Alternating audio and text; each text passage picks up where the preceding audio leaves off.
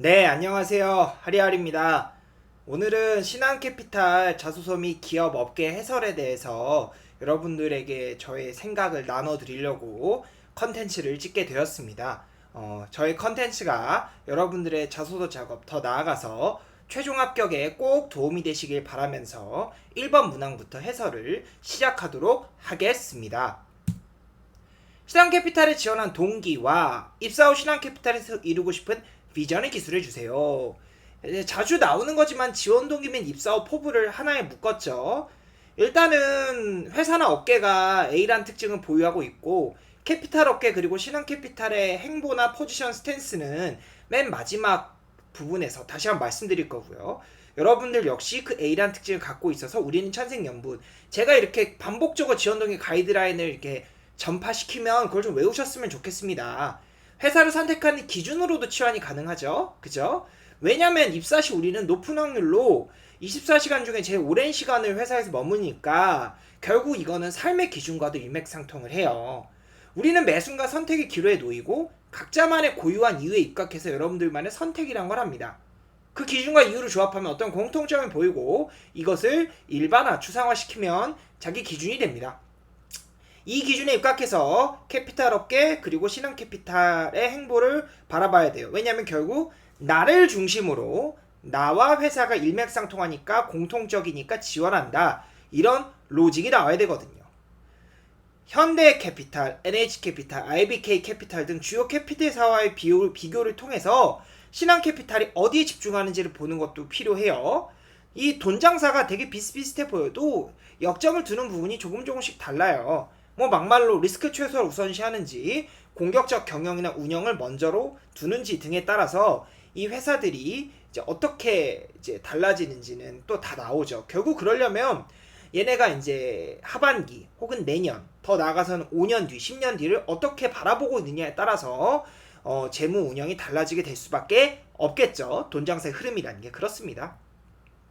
결국은 제가 매번 말씀드린 거지만 나에 대한 분석이 중요해요. 그래서 이제 이 종이를 여러분들이 이제 캡처를 해서 뽑으신 다음에 그 다음에 이 리더십이면 리더십, 책임감이면 책임감, 적극적이면 적극성 각각의 단어들이 여러분들의 삶 속에서 분명히 다양한 의미로 해석될 수가 있기 때문에 그런 의미들을 꼭 체크하셨으면 좋겠어요. 한 3초 정도 대기를 하면서 제가 캡처하실 수 있게 좀 이제 놔두겠습니다.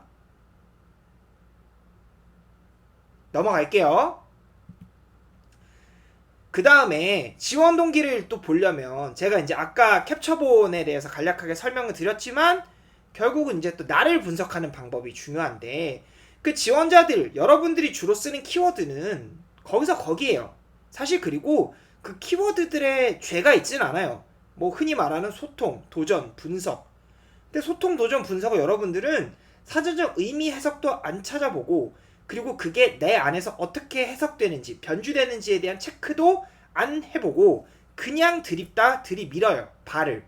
그러니까 예를 들면 그런 거죠. 리더십도 솔선수범형 리더십, 소통형 리더십, 책임감형 리더십 인가에 따라서 또 다르고 주요 인성이나 가치관도 선천적이냐 후천적이냐에 따라서 또 다르고 분석력이라는 것도 거시적 분석력이냐 미시적 분석력이냐 미시적 분석력도 고객, 시장, 경쟁사 등 어떤 특정 요소를 나만의 관점으로 내가 잘 분석할 수 있다.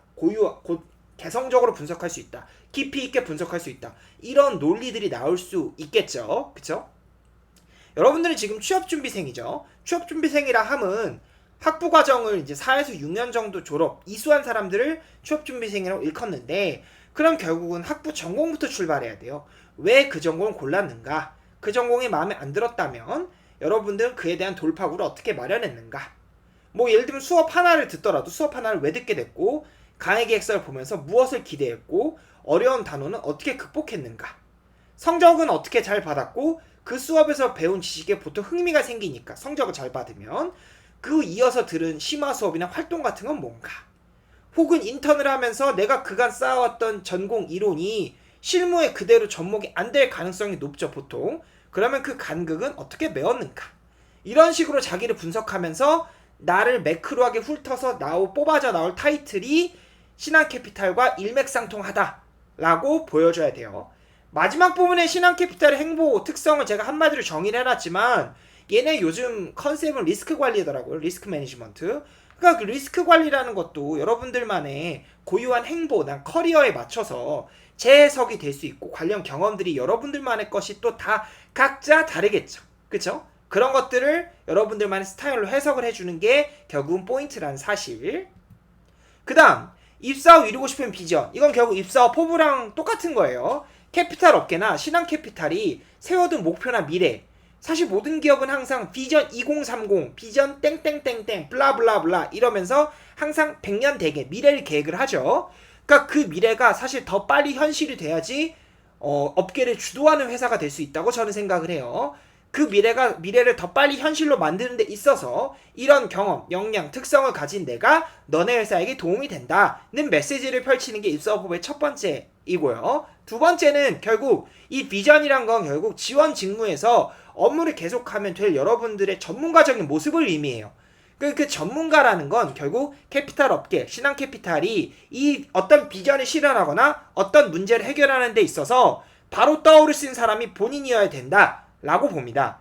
그 다음에 전문가에 대한 정의는 사람마다 다를 수 있어요. 근데 이 전문가가 되는 데 있어서 필요한 역량 중 여러분들이 갖고 있는 역량은 어떻게 업그레이드를 시킬지, 부족한 역량은 어떻게 보완을 할지가 결국 입사 후 비전에서 중요한 포인트. 그러니까 단지 비전만 외치는 게 아니고 이 비전을 이루기 위한 계획까지 말씀을 해주셔야지 비전이란 문항 소질문이 완성이 된다라고 저는 보고요. 이렇게 된 전문가인 내가 캐피탈 업계와 신한캐피탈이 세워둔 미래를 현실로 만드는 과정에서 어떠한 주도적인 역할을 할지까지 보여주는 것이 포인트겠죠. 사실 제가 빨간색 별표로 쳐놓은 마지막 문장은 모든 자소서의 대전제라고도 저는 봐요. 여러분들이 여러분들의 커리어를 만드는 데 있어서 가장 궁극적인 지향점으로 삼아야 되는 거죠. 아셨죠? 2번 갑니다. 지원한 직무 관련해서 자신만의 차별화된 경쟁력은 무엇인지 기술화해 주십시오. 경쟁력은 결국 역량입니다. 여기서 그 역량이 차별화를 이루어야 됩니다. 그리고 그 역량이 지원한 직무에서 업무를 수행하는 데 어떤 도움이 될지에 대한 연결고리를 설명해 줄 수 있어야 되고요. 그리고 역량을 길러온 과정이라고 하면 결국 학습 과정을 의미합니다. 전국민 학교 수업, 대외교육, 자격증, 공모전 참여를 위한 공부, 지도 교수님이 주최하는 세미나 참여, 실무에 맞춰서 이론의 핏을 맞추는 과정. 아까 설명드렸던 부분과 약간 이어지죠. 수업 리뷰랑. 학습 과정은 결국은 저는 역량 길러온 과정이라고 설명을 합니다. 그리고 이렇게 기른 역량을 실무에 접목시켜서 확인해 본 경험. 그러니까 지원하는 직무나 산업이랑 여기서 보면 캐피탈 업계 및 신한캐피탈 혹은 영업일반 리스크 관리 등과 연관성이 있으면 더 좋겠지요. 그죠? 여기서 우리가 또 하나 아셔야 될 거. 노력 과정 대 성과 결과. 이게 저의 선택은 사실 노력과 과정입니다. 그러니까 다른 곳에서 만들어낸 성과나 결과를 여러분들이 이제 몸담았던 사실 아마추어리즘적인 회사나 활동에서 만들어낸 그 성과가 그대로 재현된다 보장도 없고 애석하게 여러분들이 이제 내세우는 성과나 자랑이라고 하는 게 지원하는 업계 회사와 직접적으로 맞닿아 있지 않은 경우가 더 많아요. 그래서 사실 관심이 없습니다. 결국은 저는 그래서 그 경쟁력을 바탕으로 이뤄낸 성과로 점철시키지 마시고 노력이나 과정에 더 무게중심을 둬야 되는데 애석하게 또 보면 여러분들이 노력이나 과정을 또 까먹고 살아요. 바쁘다 현대사회니까. 그럼에도 불구하고 여러분들이 머리를 쥐어짜서라도 노력이나 과정을 발굴해 내셔야 됩니다. 만들어 주셔야 됩니다. 이번 문항의 포인트는 그거고요. 우리는 이 문항을 접근할 때 역량이라는 단어에 대해서 다시 한번 생각을 해볼 필요가 있어요. 모모력이나 능력을 붙였을 때 말이 되는가? 공기업 직무기시설 들여다보면 혹은 ncs.go.kr을 들어가 보면 역량이라는 단어를 우리는 지식기술 태도로 나눈다는 걸 볼 수가 있을 겁니다. 신한캐피탈 지원하시는 분들 중에 당연히 많은 분들이 쓰실 텐데 IBK 기업은행 같은 것도 들어가 보면 직무기술서가 홈페이지에 나와 있어요. 태도. 이 태도는요. 적극성이나 열정이나 배려입니다. 필요가 없는 건 아니지만 이게 모든 직장인들이 갖춰야 될 윤리를 말하거든요. 그래서 저는 태도보다는 지식이나 기술에 조금 더 포커싱을 맞추길 바라는 바예요. 차별화라는 거에 대해서 조금 더 생각해 볼 필요가 있는데 이것도 제가 앞에서 설명드렸죠. 여러분들의 꼼꼼함이 다른 사람들의 꼼꼼함과 뭐가 다른가? 그 다음에 분석력에 대해서는 이제 아까 설명드렸고, 데이터 분석 같은 경우도 뭐 SQL이나 뭐 SPSS나 뭐 빅데이터 관련 툴을 프로그램 쓸 수도 있고, 통계 관련 프로그램 쓸 수도 있고, 다 결국은 데이터 분석이라는 큰 바운더리 안에서 이제 들어가는 거죠. 그래서 여러분들이 잘 쓰는 툴이나 프로그램을 중심으로 데이터 분석을 구체적으로 표현해 주는 것도 방법이에요. 자료를 활용할 줄 아는 것과 데이터를 분석하는 건 다릅니다. 아셨죠? 그럼 혹자는 또 보면은 꼼꼼함을 데이터 분석에 엮어가지고 그냥 수치를 열심히 본 걸 데이터 분석을 하는데, 데이터 분석은 그게 아니에요. 아셨죠? 소통이라고 하는 것도 마찬가지고요. 조율한 소통, 수치나 데이터에 근거한 소통인지, 솔루션을 제시한 소통인지. 책임감도 뭐 예를 들면 후천적이라고 하면 원래 개인주의자였던 여러분들이 어떠한 계기로 인해서 책임감, 나보다 내가 속한 조직을 더 우선시하는 사람으로 변모하게 됐는지까지, 이런 스토리를 풀어주는 게 차별화의 근간입니다. 아셨죠? 3번 문항 가겠습니다. 다른 사람이 평가하는 나에 대해서 한 문장으로 정의하고, 여러분들 항상 말씀드리면 시키는 대로 해야 돼요. 한 문장으로 정의해서 제발 이에 대한 구체적인 사례를 기술해 주시기 바랍니다.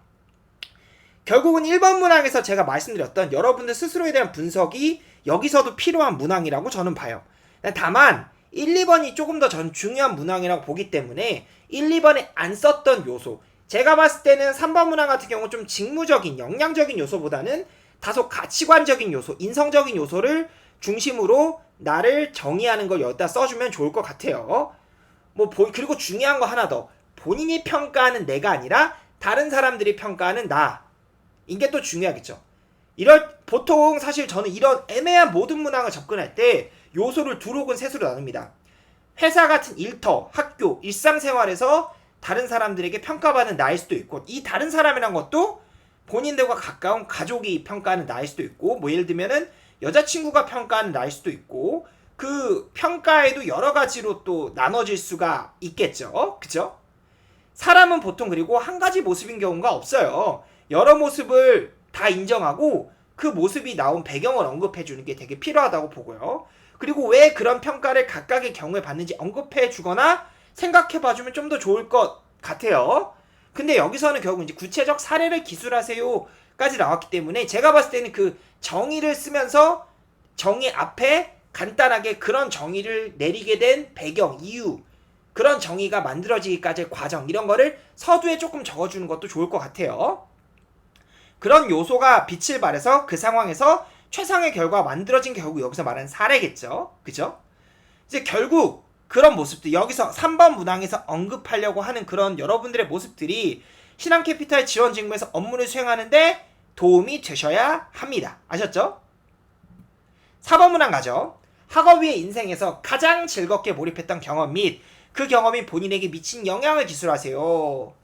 일단 중요한 건 학업 위의 인생입니다. 그러니까 여기 이 문항에서 우리가 신한캐피탈이 보고 있는 취준생들의 모습을 평가하는 모습의 전제는 결국 근간이 학업이라는 거예요.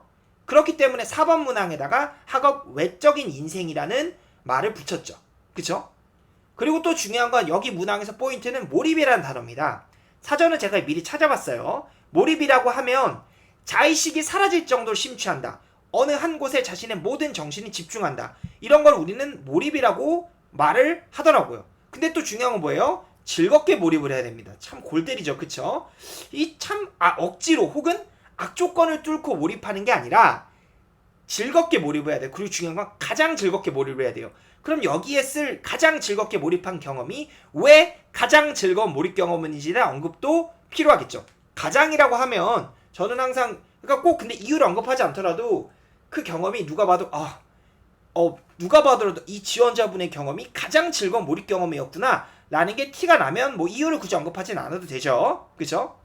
저는 또 몰입이란 걸 이렇게 해석해요. 쉽지 않은 목표를 세우고 그 목표에 도전하는 것, 그 도전 과정에서 내가 무아지경에 빠지는 걸 저는 몰입이라고 표현을 하고, 근데 그럼 왜 그 목표가 쉽지 않았는지, 하지만 왜 도전했는지, 또 중요한 건 이 마지막인데 도전 과정이 즐거워야 돼요. 해피해야 돼요. 그리고 제 생각에는 참 그것도 있어요. 즐거움을 객관적으로 증명하기 어렵기 때문에 내가 이 과정에 나의 일상이나 나의 중요한 다른 걸 포기하고 여기에 몰빵한 것도 무아지경이라고 볼 수가 있겠죠. 근데 중요한 건 또 뭐냐면 이 경험 및 결과 얻은 것이 본인에게 미친 영향, 이 본인에게 미친 영향을 저는 그냥 가볍게 한 줄 정도 언급하시면 안 된다고 보고요. 그래도 200자, 뭐 많게는 300자 정도 언급을 해주면 좋겠다. 사실 언급을 해줘야 된다라고 봅니다. 그리고 여기서의 본인이란 게 결국 신한캐피탈의 지원 직무에서 업무를 할 준비가 된 본인이라고 보시면 될 것 같아요. 아셨죠? 업무라는 게 결국 전 그렇게 생각해요. 꼭 뭐 지원 직무에서 이제 바로 성과를 낼 만한 준비가 된 사람일 수도 있지만 신한지주, 신한캐피탈의 인재상이나 얘네의 그런 DNA가 잘 갖춰져 있으면 학습력도 빠를 거고 조직에 잘 적응도 하겠죠. 그쵸?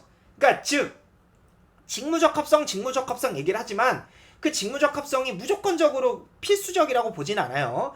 제 개인적인 기준으로는 직무적 합성 7, 가치관 3, 그래도 7대3 정도의 비율은 필요하지 않을까, 아주 저의 개인적인 생각입니다. 4번 문항 그렇고요.